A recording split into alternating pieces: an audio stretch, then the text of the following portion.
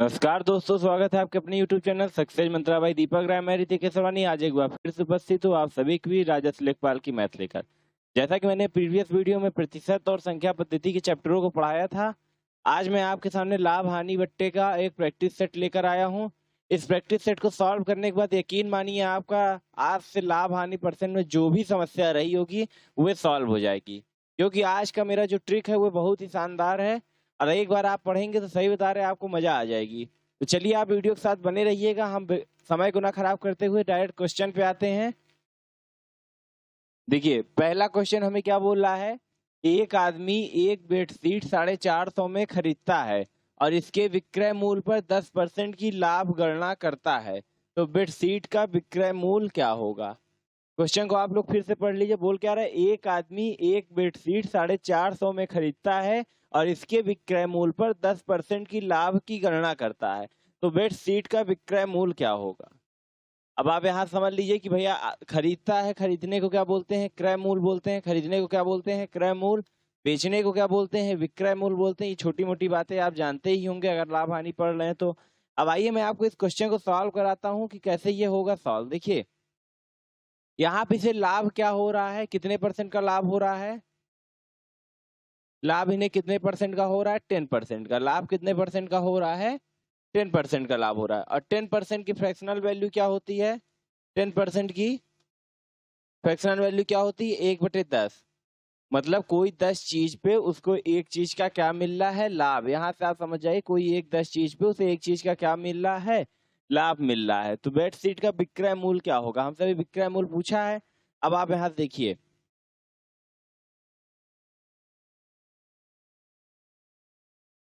विक्रय मूल्य पूछा है। अब आप देखिए कोई भी 10 चीज बेचने पे उसे एक चीज का क्या होता है, लाभ होता है। कोई भी 10 चीज बेचने में उसे एक चीज का क्या होता है, लाभ होता है। ये हमारा रिजल्ट होता है, ये हमारी वास्तविक संख्या होती है, जैसा कि मैं आपको बता ही चुका हूँ। मानेंगे इसे हम क्या मानेंगे, क्रय मूल्य, और इसे क्या मानेंगे, लाभ मानेंगे।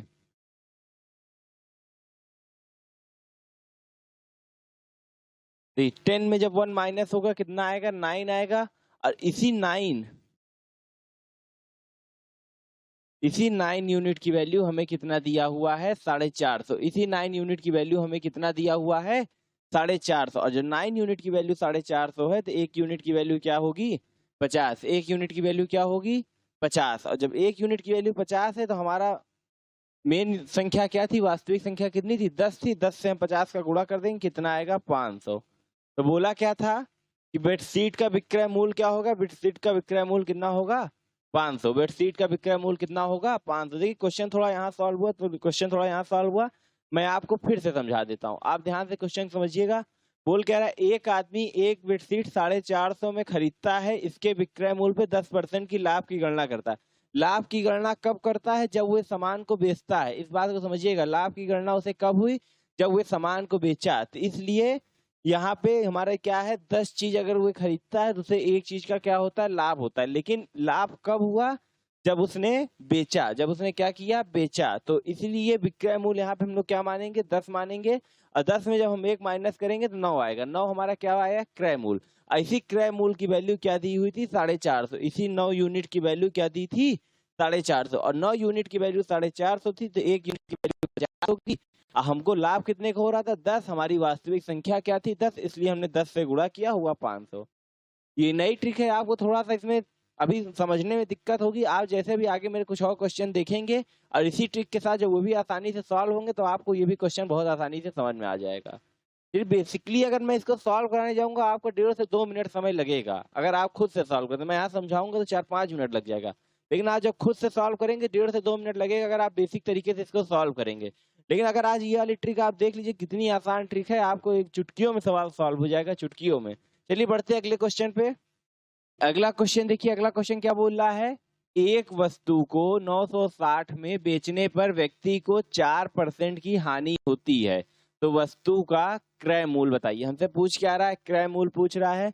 बोल कह रहा है एक वस्तु को 960 में बेचने पर व्यक्ति को कितने की हानि हुई, 4% की हानि हुई।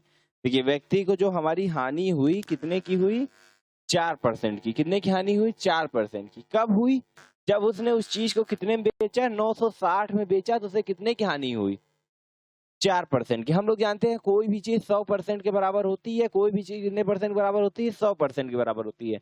जब उसने 4% पे लाभ हुई मतलब कि इस 96% की वैल्यू हमारी क्या होगी, 960। 96% की वैल्यू हमारी क्या होगी, 960। भाई हमें अगर क्रय मूल्य निकालना है, आप बात को समझिएगा, हमें निकालना क्या है, क्रय मूल्य।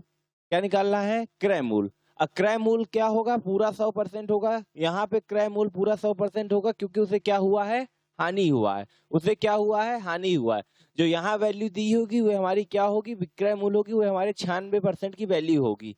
बात को आप थोड़ा सा समझिएगा, अगर आप किसी चीज को ट्रिकली सॉल्व करते हैं तो थोड़ा सा अपना दिमाग लगाना पड़ता है। एक बार अगर आप समझ गए तब आगे भविष्य में आपको उस प्रकार की क्वेश्चन से समस्या नहीं होगी। 4% की हानि हुई, इसका मतलब कि अगर वो 4% की हानि ना होती पूरी 100% होता। इसका मतलब ये 96% की वैल्यू हमारी क्या है, 960। इस 96% की वैल्यू हमें क्या है, 960। और जब 96% की वैल्यू मिल गई तो 100% की वैल्यू हम निकाल लेंगे।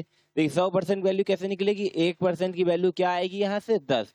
1% की वैल्यू यहाँ से क्या आएगी, 10। 960 बटे 96 करेंगे 10 आएगा। और जब 1% की वैल्यू हमारी 10 है तो 100% की वैल्यू हमारी क्या होगी, 100 इंटू 10। 100% की वैल्यू क्या होगी, 100 इंटू 10 इक्वल टू 1000। तो मतलब वह वस्तु का क्रय मूल्य कितना था, उस वस्तु का क्रय मूल्य 1000 था। वस्तु का क्रय मूल्य कितना था, 1000 था। आशा करूं कि क्वेश्चन आपको समझ में आएगा। मैं एक बार फिर से समझाता हूं। एक वस्तु को 960 पर बेचने पर व्यक्ति को 4% की हानि हुई। कितने परसेंट की हानि हुई, 4% की। इसका मतलब वो वस्तु 100% की रही होगी तभी उसे 4% की हानि हुई। कोई भी चीज अपने आप की 100% होती है। जब उसे 4% की हानि हुई मतलब कि ये जो हमको रुपया मिला है, जो हमारे पास पैसा है, वो कितने परसेंट की वैल्यू आई, 96% की वैल्यू आई। इस बात को आप समझिएगा, तभी उसे 4% की हानि हुई। तभी उसे कितने परसेंट हानि हुई, 4% की। तो यहाँ पे आप देखिए 960 की कितने की वैल्यू है, 96% की वैल्यू। इसी बात को मैं आपको समझाना चाहता हूँ। जब आप ये समझ गए कि 96% वैल्यू 960 है तो 100% की वैल्यू कितनी होगी, 1000 होगी। 9% की वैल्यू कितनी होगी, 1000 होगी। आप एक बार क्वेश्चन को देख लीजिए।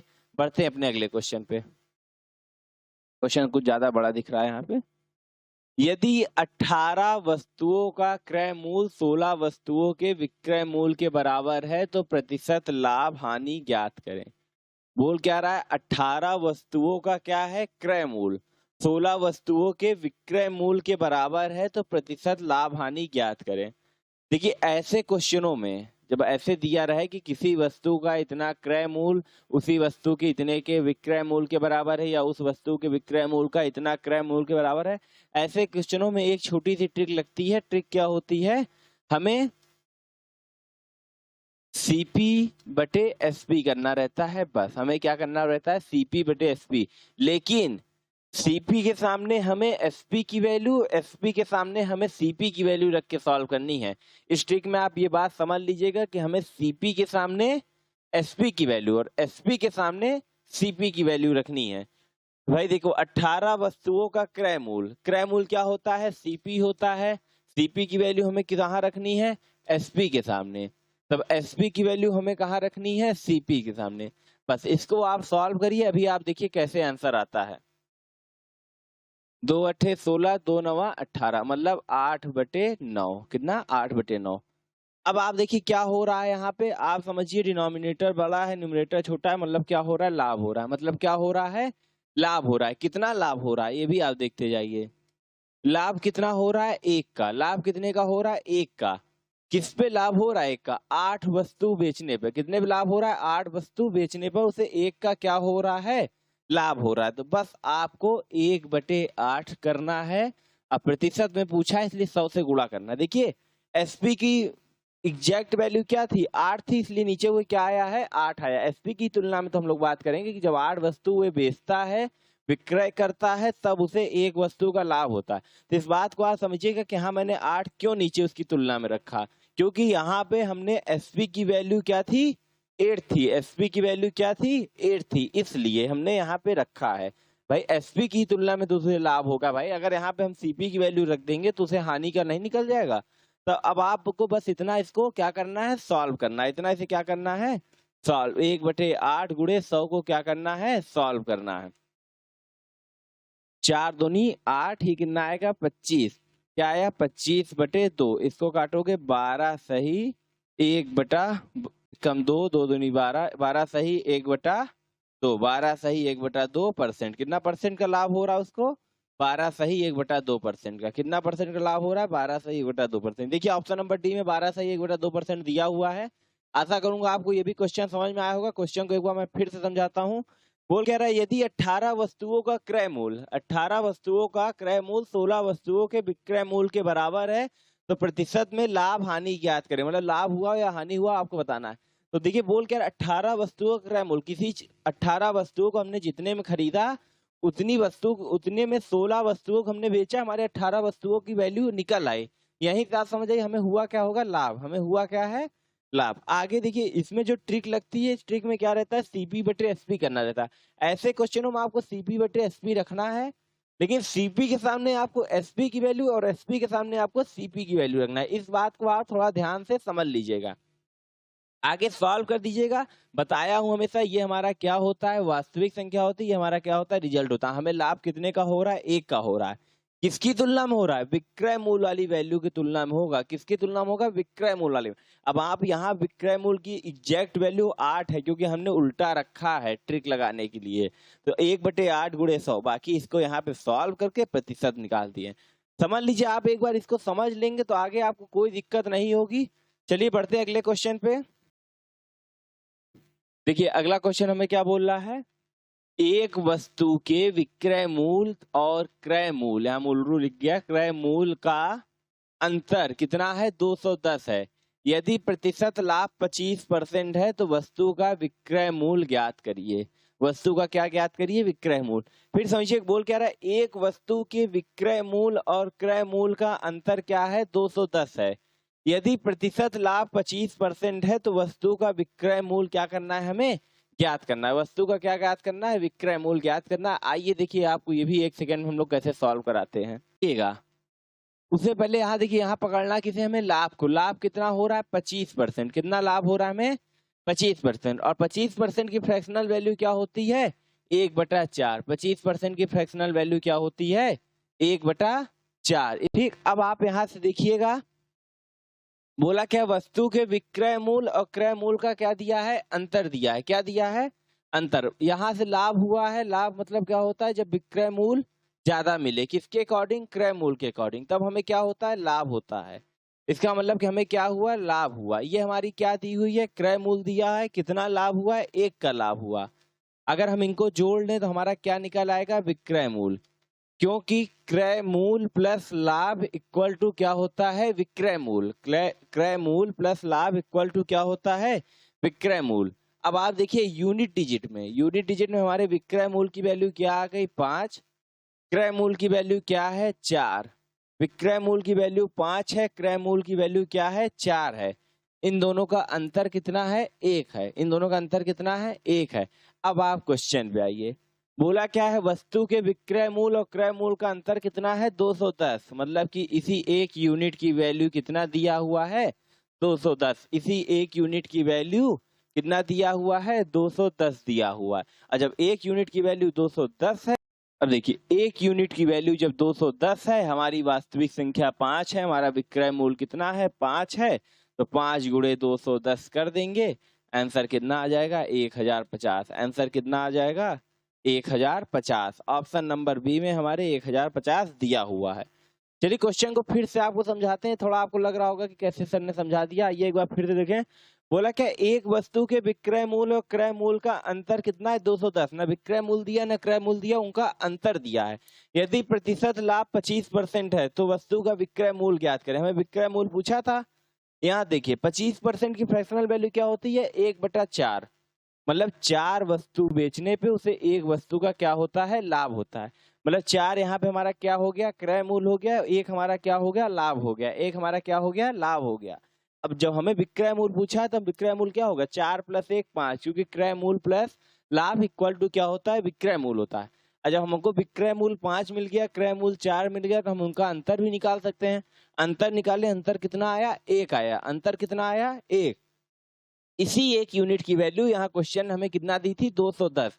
इसी एक यूनिट की वैल्यू कितना दी थी 210। हमसे विक्रय मूल्य पूछा था, विक्रय मूल्य हमारा कितना था 5 यूनिट था, इसलिए हमने 210 में 5 का क्या कर दिया गुणा कर दिया, 210 में 5 का गुणा कर दिया 1050 आ गया। आशा करूंगा आपको ये क्वेश्चन समझ में आया होगा। जिन छात्रों का बेसिक नहीं क्लियर है वो इन ट्रिक से कितनी आसानी से क्वेश्चन निकाल लेंगे ये आप यहाँ पे देख सकते हैं। चलिए बढ़ते हैं अगले क्वेश्चन पे। देखिए अगला क्वेश्चन हमारा क्या कह रहा है, 400 नींबुओं का क्रय मूल्य 320 नींबुओं के विक्रय मूल्य के बराबर है। यहाँ क्या लिखा है बराबर है, थोड़ा मिस प्रिंटिंग है। तथा लाभ हल ज्ञात करें। हमें लाभ पूछा है, बताया क्या 400 नींबुओं का क्रय मूल्य 320 नींबुओं के विक्रय मूल्य के बराबर है। हमें लाभ पूछा है, हमें क्या पूछा है लाभ पूछा है। अभी सेम ऐसा क्वेश्चन मैंने पीछे कराया था, तो मैंने आपको एक बात बताई थी, आपको हमेशा क्या रखना है सीपी बटे एसपी। आपको यहाँ पे ऐसे जगहों पे क्या रखना है सीपी बटे एसपी। और जब आप सीपी बटे एसपी रखेंगे, लेकिन सीपी के सामने आपको एसपी की वैल्यू और एसपी के सामने आपको सीपी की वैल्यू रखनी है। तो यहाँ पे देखिए एसपी की वैल्यू ये थी जो कि हम सीपी के सामने रखेंगे, और सीपी की वैल्यू ये थी जो कि हम किसके सामने रखेंगे एसपी के सामने रखेंगे।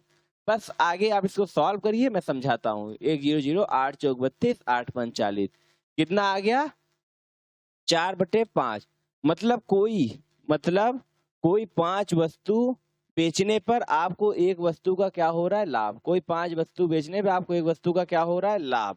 ठीक, अब आप समझिए लाभ आपको कितना हो रहा है 1 का हो रहा है। किसकी तुलना में 4 की तुलना में, क्योंकि यहाँ से ये 4 किसकी है एसपी की वैल्यू है। 4 वस्तु बेचने पे आपको एक वस्तु का क्या हो रहा है लाभ।